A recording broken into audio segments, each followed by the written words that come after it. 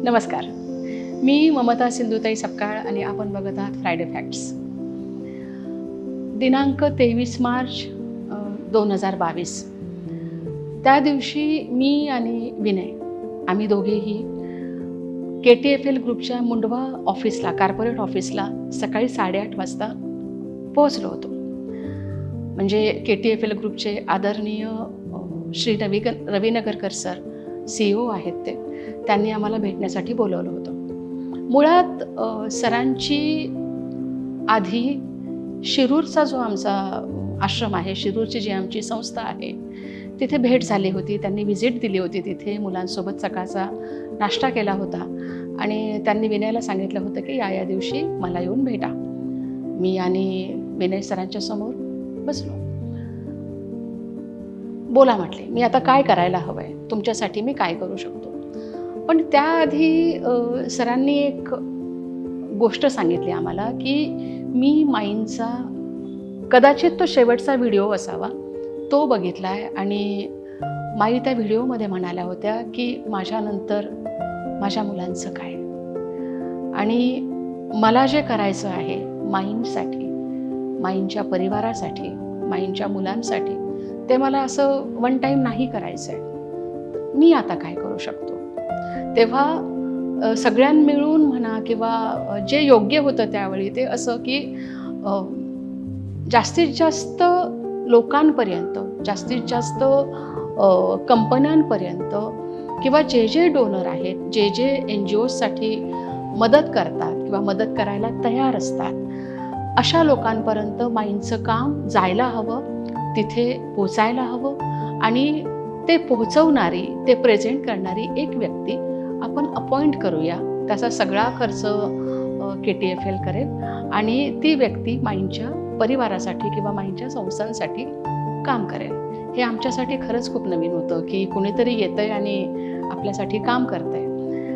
त्याच दरम्यान सरांनी पुणे जिल्ह्यातल्या ज्या आपल्या संस्था आहेत त्या 3ही ठिकाणी व्हिजिट केल्या. म्हणजे ते सासवडलाही जाऊन आले, ते मांजरेला इथे आले आणि सगळ्या संस्थांची, सगळ्या मुलांची, कानाकोपऱ्याची त्यांनी पाहणी करून जे हळूहळू आम्हाला सर उलगडत गेले किंवा जे आम्ही सरांशी बोलत गेलो आणि जे सर आम्हाला सांगत गेले, त्यातून एक जे चांगलं निर्माण झालं म्हणा, ते असं की सरांनी एके दिवशी एक थॉट आमच्यासमोर ठेवला की आपण किती काळ लोकांपुढे हात पसरणार आहोत, आपण किती काळ लोकांना मागणार आहोत. म्हणजे धर्मादाय संस्था लोकसहभागातून त्या पुढे जातात, पोचल्या जातात, मदत होते, हे सगळं ठीक आहे. पण आपण आपल्या क्षमतांचा विचार कधी करणार आहोत, आपण काय करू शकतो हे कधी बघणार आहोत. असं सगळं मुळात काय केलं सरांनी की महिन्यातून 1-2 वेळेस का होईना पण आम्हाला वेळ देणं सुरू केलं होतं.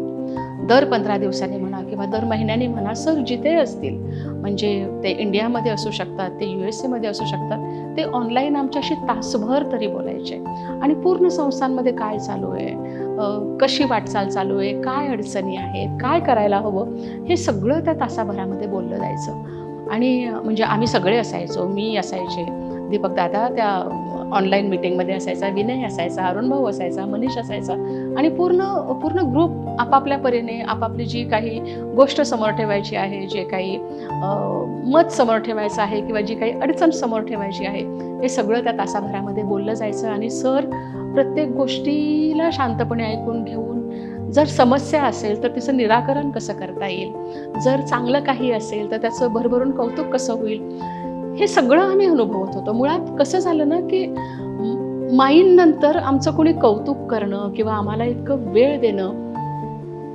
नव्हतं होत. आणि सर ही पहिली व्यक्ती अशी होती की जी आईच्या नजरेने आमच्याकडे बघत होती, जी आईच्या काळजाने आमचा विचार करत होती. आणि त्याची परिणिती अशी झाली की 2024 पासून आम्ही स्वतः सक्षम कसं होऊ शकू, सेल्फ सस्टेनेबिलिटीचा विचार करायला लागलो.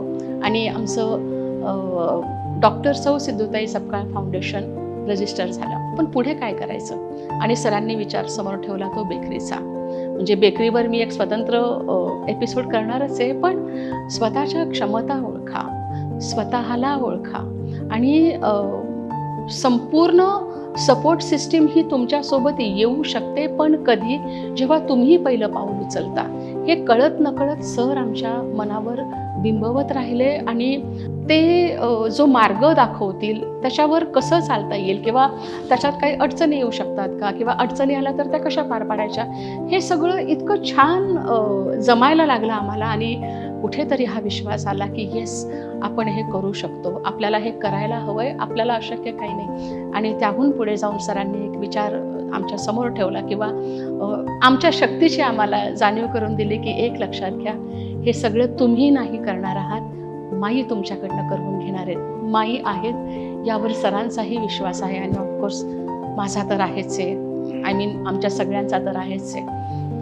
मी कल्याणी ग्रुप ऑफ टेक्नॉलॉजीचा विषय जेव्हा बोलते तेव्हा मला आदरणीय सरांविषयी, रविनगरकर सरांविषयी खूप सारं बोलायचं असतं. कारण मी जितकं त्यांना पाहते आहे, मी जितकं त्यांना ऐकते आहे, जितकं समजून घ्यायचा प्रयत्न करते आहे, तर कुठेतरी मला ती आई ज्या पद्धतीने खूप पुढे जाऊन विचार करायची, म्हणजे काळाच्या पुढे जाऊन एखाद्या गोष्टीचा विचार करणं, हे कुठेतरी मला कायम साधर्म्य दिसतं. आणि मला हे सांगायला खूप आवडेल की फक्त सरच नाही, सरांची संपूर्ण टीम, म्हणजे मग ते आदरणीय पुष्कर सर असतील, किंवा आदरणीय मकरंद सर असतील, कला शेट्टी सर असतील, ते जगताप सर असतील, इव्हन आमचे राहुल सर जे कायम आमच्या संपर्कामध्ये असतात, आणि प्रत्येक चांगल्या गोष्टीसाठी ते आमच्यासाठी झटत असतात.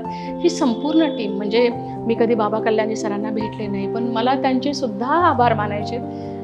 त्यांच्या फार्म हँडकडनं आमच्या सगळ्या संस्थांना, म्हणजे सासवडची ममता बालसदन असू दे, मांजरीची सन्मती बालनिकेतन असू दे, किंवा शिरूरची मनशांती छात्रालय, चिखलदऱ्याचं आमचं सावित्रीबाई फुले मुलींचं वसतिगृह, या चारही ठिकाणी फार्म हँडकडनं अन्नधान्य पुरवलं जातं. आम्हाला दर महिन्याला विचारलं जातं की अजून काही वाढवून हवं आहे का, जे पाठवलं आहे त्याची क्वालिटी व्यवस्थित आहे का, अजून काही हवं असेल तर नक्की सांगा.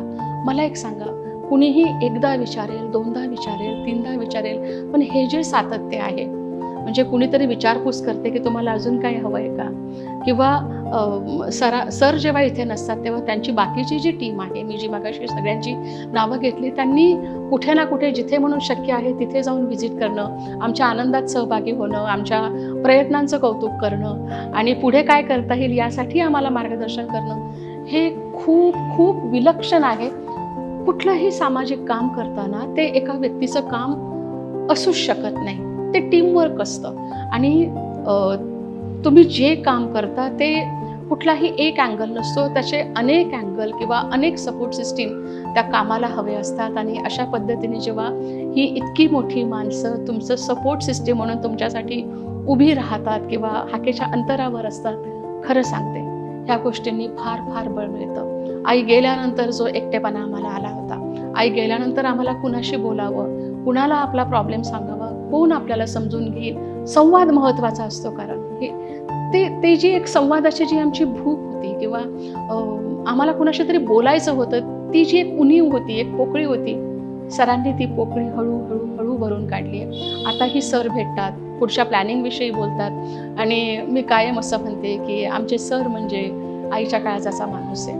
मुळात हे सगळं सांगण्याचं कारण हे आहे की मला सगळ्यांच्या ऋणात राहायला आवडतं, कारण हे ऋण न फिटणारे आहेत.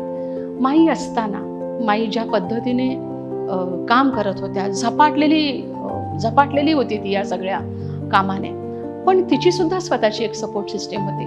मला ती सगळी लोक किंवा त्या सगळ्या संघटना किंवा ते सगळे सोर्सेस मी शोध घेतेय त्या सगळ्यांचा, अजून पुरेसे ठाऊक नाही आहेत मला, पण ज्यांनी ज्यांनी माइंडसाठी म्हणून एक त्यांचा सपोर्ट उभा केला, जे आईच्या सोबत राहिले, जे आईच्या पाठीशी राहिले, त्या सगळ्यांचा मला एक ऋणनिर्देश करायचा आहे. मी आज कल्याणी ग्रुप आणि माई परिवार यांचं जे एक अतूट बंध एक जो तयार झाला आहे आणि एक विश्वास जो आला आहे की आपलं कुणीतरी आहे आणि त्यातून जे बळ मिळतं आहे, जी संस्थांची वाटचाल होते आहे, त्यात फार मोठा सहभाग कल्याणी ग्रुप ऑफ टेक्नॉलॉजीचा आहे. मी त्या संपूर्ण टीमचा, मी आदरणीय नगरकर सर, त्यांची संपूर्ण टीम, आदरणीय बाबा कल्याणी सर, आदरणीय अमित कल्याणी सर, या सगळ्यांचे आभार मानते. आम्ही संपूर्ण माई परिवार कल्याणी ग्रुपच्या ऋणात आहोत. नमस्कार.